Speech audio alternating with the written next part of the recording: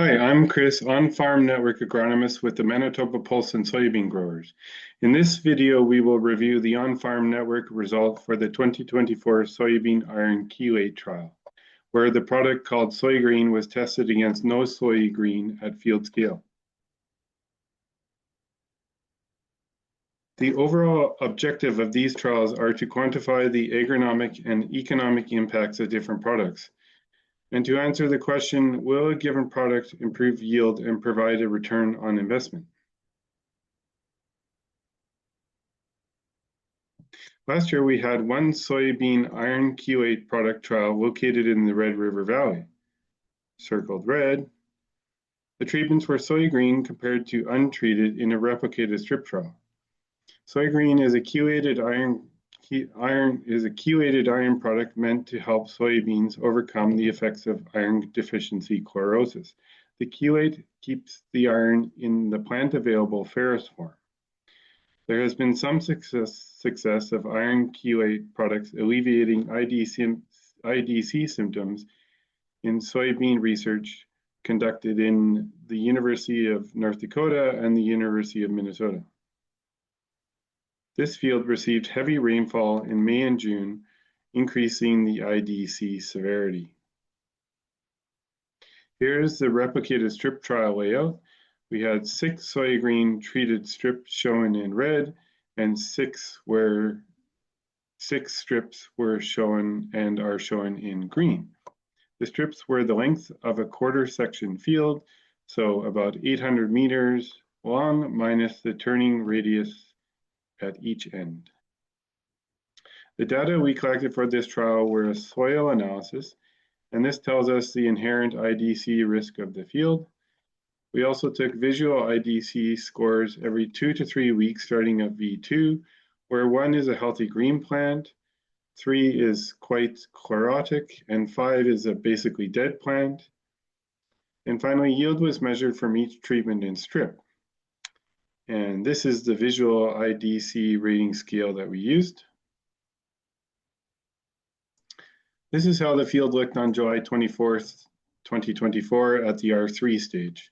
The chlorotic symptoms mainly occurred in patches and strips, and affected plants appeared yellow, and some plants became chlorotic, necrotic, and were very stunted. IDC can show up as early as V1, and if the yellowing persists past V5 or V6 stage, yield loss can be expected. If plants recover by this stage, or V5 or V6, yield loss will be minimal. Most of the field did eventually grow out of the IDC symptoms, but some plants were left permanently stunted. The seeded soybean variety had an IDC rating score of 2.1, which is semi-tolerant, and these ratings can be found in the Manitoba Pulse and Soybean Growers Soybean Variety Guide. The soybean was in a granular form, and it looked a lot like coarsely ground coffee, pictured here. And it was applied in furrow with the seed at the label rate of 4 pounds per acre for a cost of $28.35 per acre.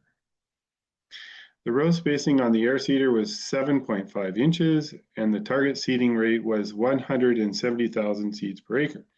The soil test showed higher soluble salts and carbonate concentrations, making the field a very high risk for IDC development. And this is especially with a non-tolerant soybean variety. Let's see if the Soygreen worked towards mitigating IDC. Our visual IDC ratings were similar between treatments. And then if you look on the right side of the table, the Soygreen treated strips yielded 2.4 bushels per acre more than strips without. While this is non-significant at the 95% confidence interval, the result was significant at the 90% confidence interval. Therefore, we can say that it is possible that the yield bump was caused by the Soygreen treatment, but we cannot say we are confident the Soygreen was caused by the Soygreen caused the yield gain over the untreated. Now for the economic analysis, the 2.4 bushels per acre yield gain from the Soygreen strips multiplied by 11.93 per bushel soybeans comes out to $28.60 per acre minus the soy green cost of $28.35 per acre, and it works out to be about 25 cents per acre profit. So in summary, it is possible that the yield increase was due to the soy green treatment, but we certainly cannot say that the difference is likely due to the soy green.